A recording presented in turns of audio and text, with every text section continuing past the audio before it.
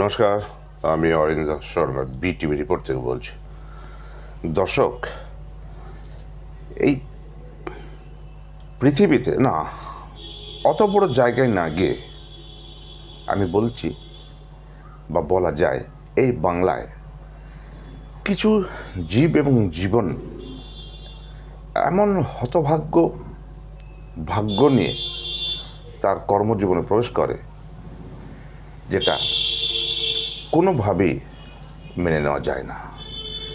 বিশেষ করে ফর্মাল এডুকেশনের বাইরে যে সরকার, যে সরকারই হোক, কেন্দ্র সরকারই হোক বা রাজ্য সরকারই হোক, তারা নিজের অত্যন্ত প্রয়োজনে, অত্যন্ত খাতিরের সঙ্গে, অত্যন্ত মর্যাদার সঙ্গে কিছু কিছু কাজের লোককে কাজে লাগান। তারপর কি হয়? তারপর কাজের সময় কাজ পড়লে পাজির মর্যাদা দিয়ে দেওয়া হয়।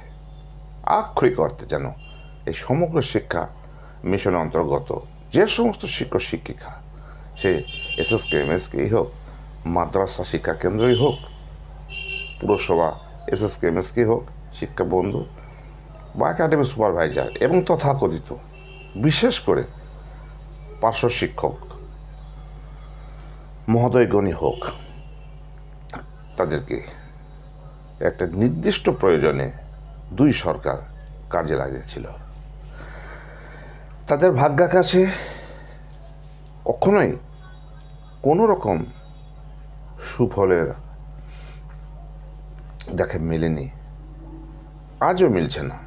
যেটা মেলানোর জন্য তারা আপ্রাণ চেষ্টা করছে। বিভিন্ন নেতা নেতৃবর্গ, বিভিন্ন সেক্টর, বিভিন্ন ডিপার্টমেন্টের সরকারি বেসরকারি পন্থী নেতৃত্বরা বেতন বাড়াবার জন্য আপ্রাণ চেষ্টা করে যাচ্ছে, কিন্তু হচ্ছে না। কি করে হবে? আচ্ছা, 5 বছর আগে হাওড়ার একটা বৈঠকে মুখ্যমন্ত্রী মমতা বন্দ্যোপাধ্যায় প্যারা টিচারদের সম্পর্কে বা তাদের আন্দোলন সম্পর্কে, তাদের বেতন বৃদ্ধি নিয়ে কী বলেছিলেন, এটা আগে একটু শোনা যাক। প্যারা টিচারদেরও জানা উচিত, আমরা আপনাদের সম্মান করি বলেই মাত্র 1 বছর আগে 4,000 টাকাটা 10,000 টাকা বাড়ানো হয়েছে। প্রতি বছর লাফিয়ে তাহলে আমাদের টাকার গাছ তৈরি করতে হবে। আর তা নাহলে আমি বলবো, প্লিজ রাজনীতি না করে কেন্দ্রীয় সরকারকে বলুন আমাদের আরেকটা রিজার্ভ ব্যাংক করে দিতে।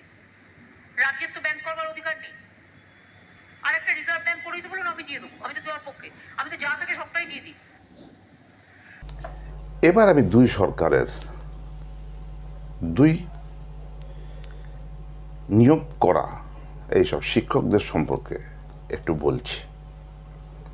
প্রথমে কেন্দ্র সরকার তার বিশেষ প্রয়োজন, কি প্রয়োজন? শিক্ষকের অভাব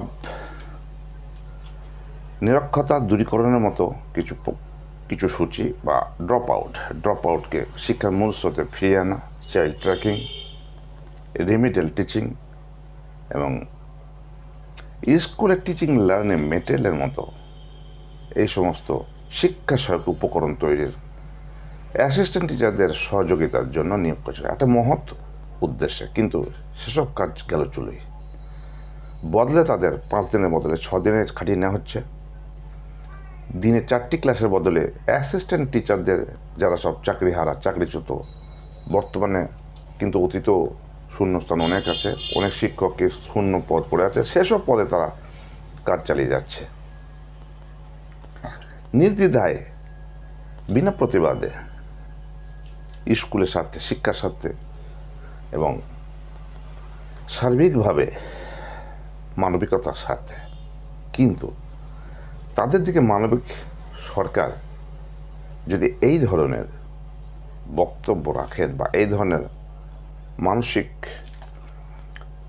পরিচয় বা মানসিকতার দৃষ্টান্ত স্থাপন করে, তাহলে প্যারা টিচাররা কোন মুখে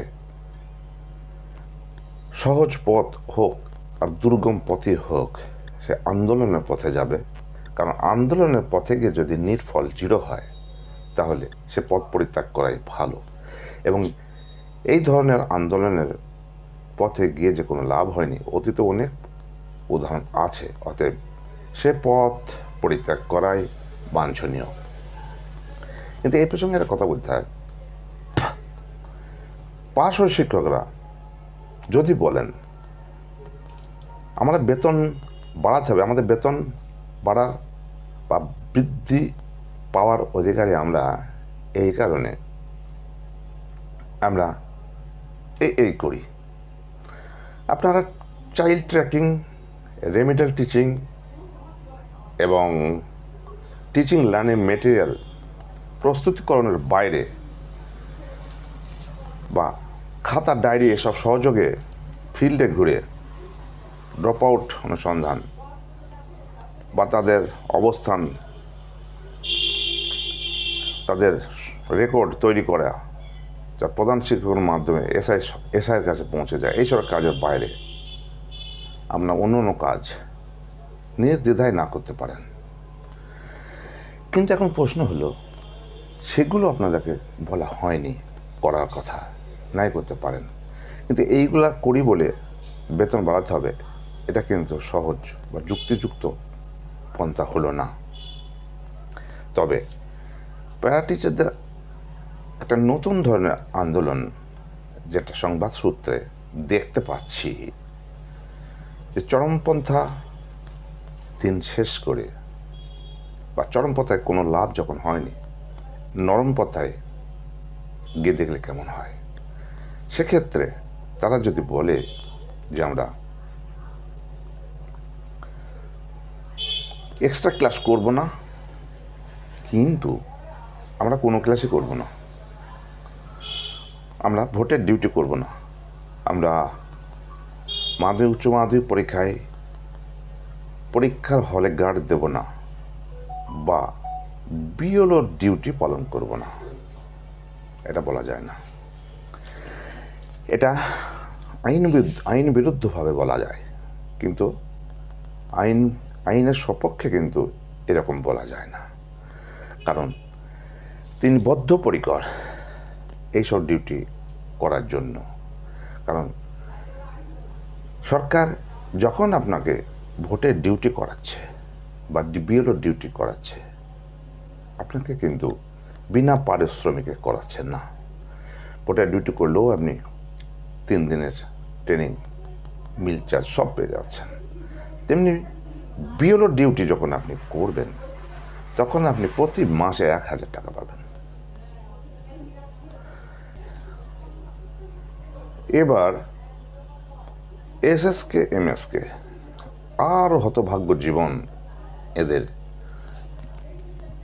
এদের তো পুরোপুরি 2011 সালে ক্ষমতায় এসেই প্রথম সাক্ষাতে আনন্দবাজার পত্রিকায় কিন্তু একটা বিবৃতি তিনি দিয়েছিলেন যে এইসব স্কুলগুলোকে এক ছাদের তলায় আনা হবে, অর্থাৎ শিক্ষা দপ্তরের অনুমোদন দেওয়া হবে, বোর্ডের আন্ডারে চলে যাবে, পঞ্চায়েত দপ্তর থেকে শিক্ষা দপ্তরে চলে যাবে। কিন্তু কথা রাখেননি।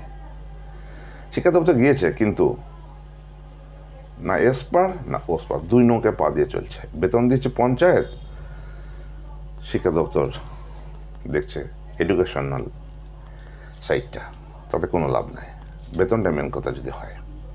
সুতরাং পার্শ্ব শিক্ষক হোক আর এসএসকে এমএসকে শিক্ষকবৃন্দ, মানে অন্যান্য সমগ্র শিক্ষার অন্তর্গত শিক্ষক শিক্ষিকারা হোক, প্রত্যেকের জীবনের হতভাগ্যের কাহিনী এক সূত্রে গ্রথিত। সুতরাং এখন করণীয় বলতে, আন্দোলনও কিছু হচ্ছে না। আন্দোলন করলে মানবিক মুখ্যমন্ত্রী রেগে যান। অর্থাৎ এই সময় নিবেদনই, নট আন্দোলন, নট অসহযোগ, মানে বয়কট আন্দোলন।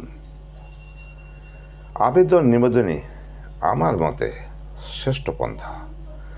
যে পন্থা সরকারপন্থী বেসরকারিপন্থী নেতৃত্ব যা করছে, যদি ঠিকঠাক কাজ করে থাকে বিভিন্ন সোর্সের মাধ্যমে, সেটা কিন্তু শ্রেয় পথ। মুখ্যমন্ত্রী তিনি আবেদন নিবেদনটা পছন্দ করেন, তিনি কিন্তু হঠকারিতা পছন্দ করেন না। আমার অভিজ্ঞতায় আমার এটাই কিন্তু মনে হয়েছে। আপনাদের অভিজ্ঞতা কি মনে হয় কমেন্টে একটু জানাবেন। এখন প্রশ্ন হচ্ছে, সরকারপন্থী এবং বেসরকারপন্থী প্রত্যেকে একটা দিদির আনুগত্য পাওয়ার আশায় মূল স্রোতে জোটবদ্ধ হয়ে মিশে যাচ্ছে। এটাই কিন্তু সেরা পথ বলে মনে হয়। এবং এইভাবে এই পথের পথিক তার নেতৃত্ব যারা আছে, তারা যদি ঠিক মোক্ষম সময়ে ভোটের আগে যদি আবেদন নিবেদনের মাধ্যমে যদি ওনার সিম্প্যাথি আদায় করতে পারেন, দর্শক, সমস্ত শিক্ষক শিক্ষিকা বন্ধুগণ, আপনারা ভালো করে ভেবে চিনতে দেখুন, সিম্প্যাথিটা কিন্তু অত্যন্ত প্রয়োজন। এটা যদি কোনোভাবে উদ্রেক করা যায় মুখ্যমন্ত্রীর মনে, বেতন আপনি বেড়ে যাবে, অন্যথায় নয়। তবে উনি হাওড়ার ওই বিগত 5 বছর আগের বৈঠকে যেটা বললেন যে বেতন বাড়িয়েছে, আমাদের তো আর রিজার্ভ ব্যাংক করার ক্ষমতা নাই, আপনারা বলে আর করিয়ে দেন, কেন্দ্র সরকার টাকা বন্ধ করে রেখেছে। এখনও সেই একই বক্তব্যই তিনি 5 বছর পরে দেবেন, যদি দেওয়ার প্রয়োজন মনে করেন। অতএব বেতন বৃদ্ধির জন্য ওই ফর্মুলা 2018 সালের ফর্মুলা ঘন্টা প্রতি, ঠিক সেই ফর্মুলায় কিন্তু অনেকটা টাইম হয়ে এসেছে। সেই টাইমের পরিপ্রেক্ষিতে এবং ওই যে প্রথমেই বলেছে, রাজ্য সরকারই হোক আর কেন্দ্র সরকারই হোক, একটা তাগিদ থেকে, একটা নিজস্ব প্রবল প্রয়োজন থেকে কিছু প্রয়োজনীয় ব্যক্তিদেরকে খুঁজে নেন। সুতরাং ভোট বড় বেলায়, 26-এর ভোট, অতএব এতদিন পরে হয়তো আবার একটা প্রয়োজনের দিশা দেখা যাচ্ছে। সেই প্রয়োজনের ভিত্তিতেই বেতনটা বেড়ে যেতে পারে। আশায় থাকুন, বেতন বাড়বে, অবশ্যই বাড়বে, আমি বিশ্বাস করি। অতএব উপযুক্ত কাজের জন্য উপযুক্ত পারিশ্রমিক আপনি পেয়ে যাচ্ছেন। তাহলে আপনি নারাজ হবেন কোন যুক্তিতে? একটু ভেবে বলুন। একজন বিএলও, আমি নিজে একজন বিএলও, আমি সেই নিজের অভিজ্ঞতা থেকে বলছি, বছরে 12,000 টাকা ভাতা দেওয়া হয় প্রত্যেকটা বিএলওকে, অর্থাৎ মাসে 1,000, এবং প্রত্যেকটা স্পেশাল কাজের জন্য আলাদাভাবে কিন্তু ভাতা দেওয়া হয়।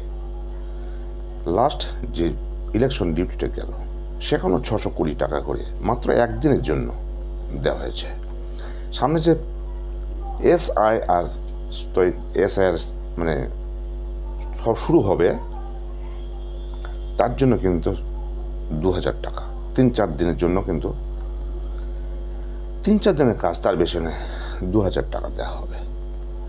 এবং এমনও হতে পারে যে 12 মাসেও অনেক ক্ষেত্রে 2-3 মাস কোনো কাজই থাকে না, অর্থাৎ সেই 3 মাস কি 4 মাস 5 মাসও বসে বসে কিন্তু বিএলওরা বেতন পায়। আবার যখন ইলেকশন আসে, তার আগে কিছু স্লিপ বাড়ি বাড়ি পৌঁছে দেওয়া, 2-4 ঘন্টার কাজ। অর্থাৎ এটা কিন্তু খুব একটা বড় বিষয় নয় যে বিএলও ডিউটি আমি পালন করবো না।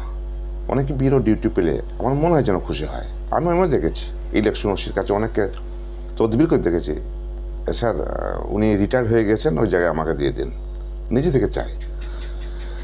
সুতরাং এগুলো কোনো ফ্যাক্টর নয়। আপনি যেটা আপনাকে জোর করে নেওয়া হচ্ছে বিনা পারিশ্রমিকে, আপনি সেটা করবেন না। আপনার হক আছে, অধিকার আছে অসহযোগ করার জন্য, বয়কট করার জন্য। আপনার অতিরিক্ত ক্লাস, প্যারা টিচারদের জন্য বলছি, অতিরিক্ত ক্লাস আপনারা করবেন না। কেন করবেন? তার জন্য তো আপনার পয়সা দিচ্ছেন না।